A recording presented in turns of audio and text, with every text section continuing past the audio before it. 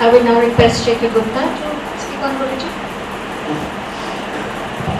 Thank you very much. Thank you, Nivedita, for giving me this honor. Thank you, Guruji, for trusting her with giving me this honor. Thank you, Gatraya sir.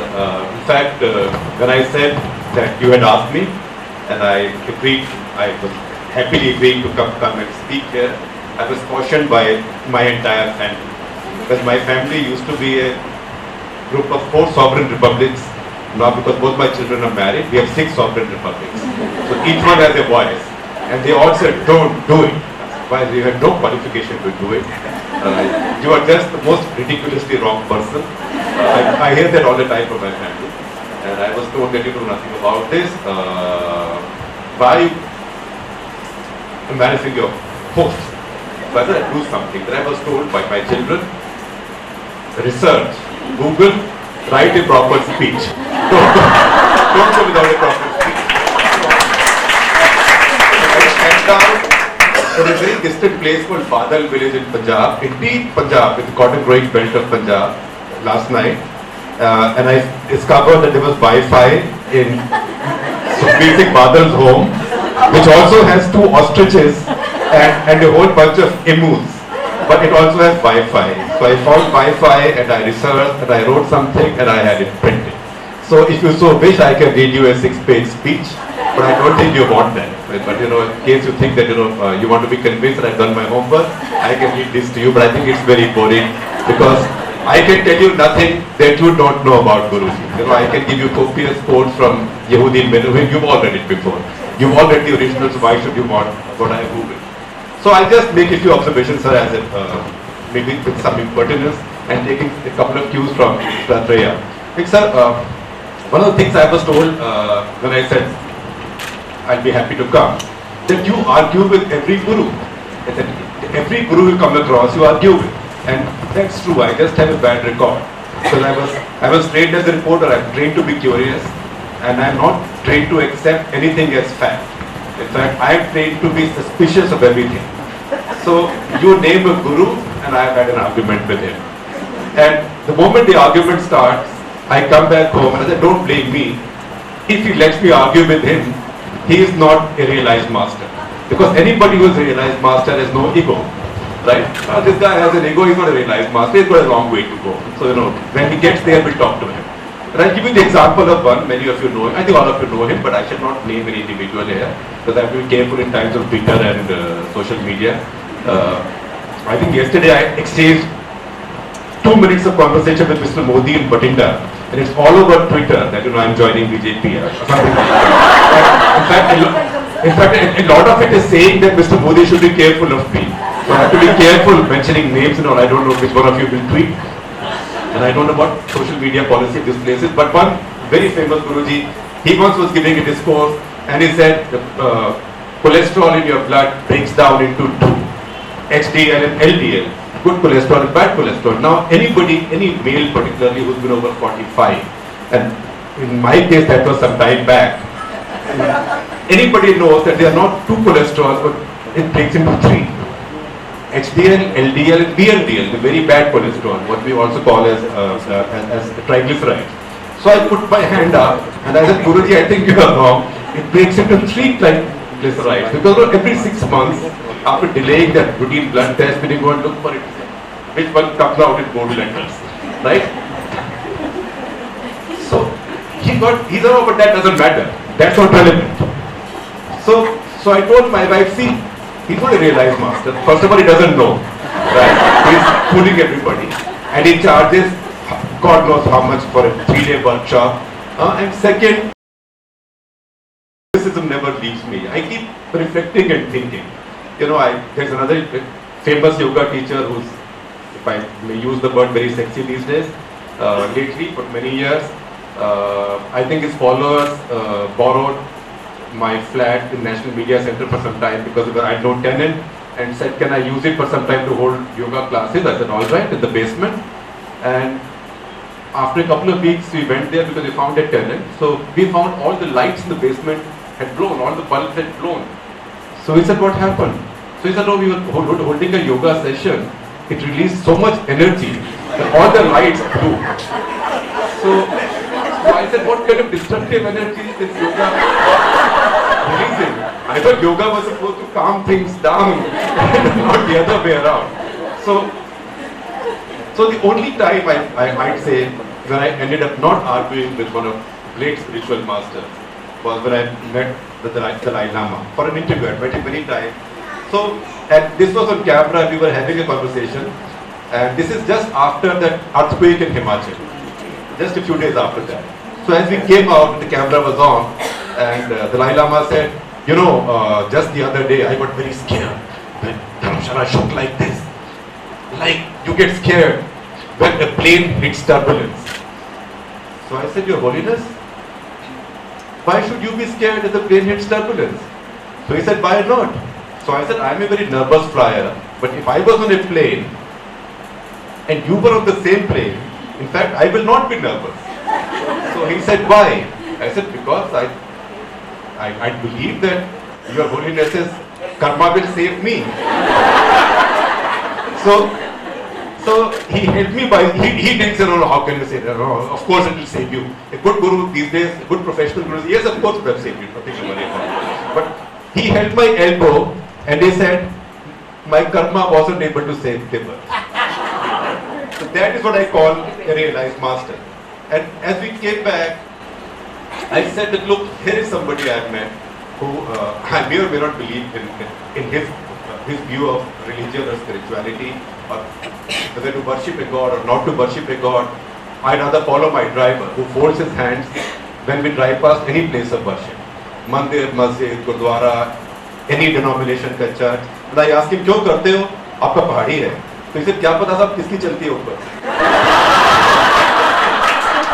So I take a chance. So I follow that school. But I came back thinking that here is a man, he's a rock star of spirituality. But there's something on his face that tells you that if you took it all away from him, it won't matter. Right? So that is really a realized master. Look at his face, you see something like that. You know, all of us are complaining about Bharat Ratna. He's not complaining. Right? In fact, I was just telling Mr. Atreya that, you know, I'm a fan of cricket. I love Tendulkar. Right? But you know, when I see him on a flight these days, and sitting next to me and we converse for 10 minutes, and after that, he's playing video games on his iPad mini. Right? Bharat Ratna.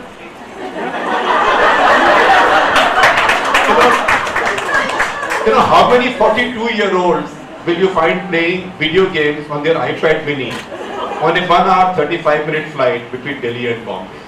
Because his great contribution as a sportsman. But it's over.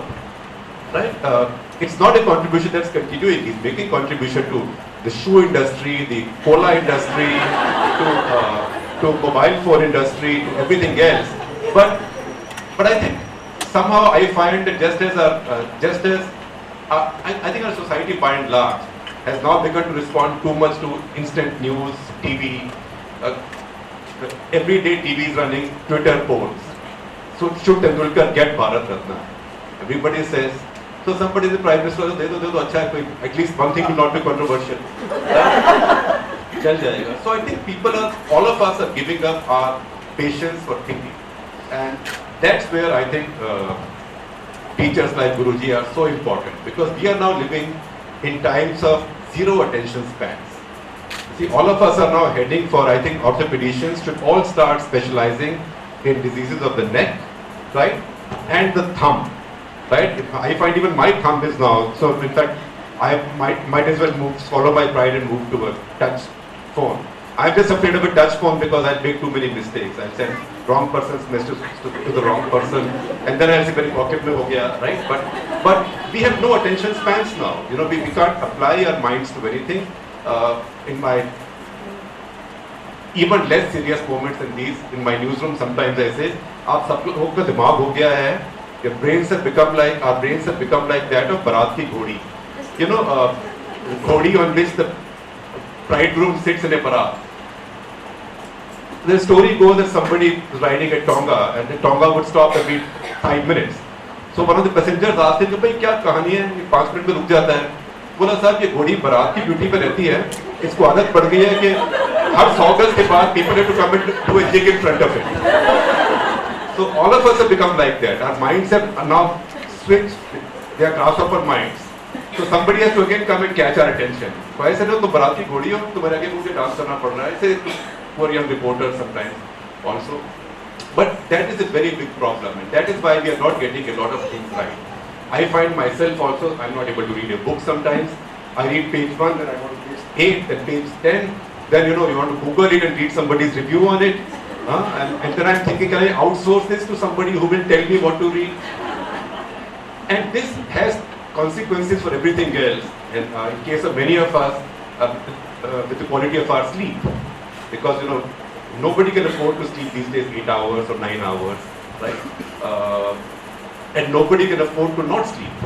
And nobody cannot afford to at least have 4 or 5 hours of very decent quality sleep. But we find that today you are not able to switch your mind off. You go to bed. I don't watch news TV now in the evening. I only watch a channel called Sony Pix. Sony Mix after 9:30 to 12, it plays 1950s, 60s film songs, Hindi film songs. So I watch that, ye kaun hai, then I message somebody to check ye kaun hai, and I am happy. Because if I watch Arnab Goswami and nine faces in those rectangles, and you find sometimes the volume goes up without you having touched the remote control, it makes you even more impatient. So we are getting impatient, we don't have time. My son, in fact, he tells me that, my father's exercise is 3 phones and the TV, because that runs in the gym. And you find that your mind is just not on one thing, your mind is always on something else, never on what you are doing. I think that's a big problem with us. All of us are discovering the magic of statins, the wonderful 25 mg blood pressure drugs. But since I also, I'm a student of cricket history and military history. So I'll tell you something from cricket history. When West Indies had their great team, they had 2 great bowlers, Gary Sobers and Lance Gibbs. So they used to say, ashes to ashes, dust to dust. If Gibbs can't get you, Sobers must. So now I say, ashes to ashes, dust to dust. If diabetes doesn't get you, obesity must, right? Or blood pressure must. Something or the other will get you. And these things will carry on. So to think that all of us will be immune to these is not possible, because all of us lead much more stressful lives. There is much more demand on us. I'll be 57 in August, so I keep telling my colleagues that my father retired at 58. And when he came home retired, we thought he was a very old man. And he felt like a very old man. I don't want to feel like an old man next year, and I have no intention of retiring, not just next year, but God willing, for a very long time. So all of us want to live for much longer. All of us want to be active for much longer. All of us want to be doing stressful jobs, because we don't want to bury our ambitions in our 40s or 50s or 60s. Everybody has a second life and a third life now. And for that, we need stronger arteries, we need with a stronger mind, and we need much better control over our minds and bodies. That's why I entirely endorse what he said, that this institution is so invaluable, because this is education, this is knowledge that you impart with zero self-interest. I've just been traveling in Punjab, and sir, you talked about monoculture, and you said to me Western monoculture. My larger worry in India is, Guruji, a Punjabi monoculture. I have to say this very carefully. I'm married to a Punjabi for 35 years, and my children are half Punjabi as a consequence. But this whole country is now in this balle mood of excessive eating, excessive dressing, frankly excessive drinking. All our wedding ritual, which is being invented, Punjabi ritual is all being invented by TV soaps. It's all being copied by everybody. And Punjabis are thinking it's a wonderful thing, right? So all of Punjab has come to a standstill. And as you drive past Punjab, you find one after the other of these teaching shops, so-called universities. So I stopped at one, which is, all of you may have seen its ads, called Lovely Professional University, LPU. And why Lovely Professional University? Because the founder owned a string of mithai shops called Lovely Sweet Shop, right? I have to say that they've built a very fine university. But if you see how you run it, if you see how this business model works, they explain to it very enthusiastically, and you know that this is not to impart knowledge. It's very useful because they give quality education, but it's not to impart knowledge. What you are doing under his guidance is to impart knowledge, so please keep up with it. One of these days I'll gather the courage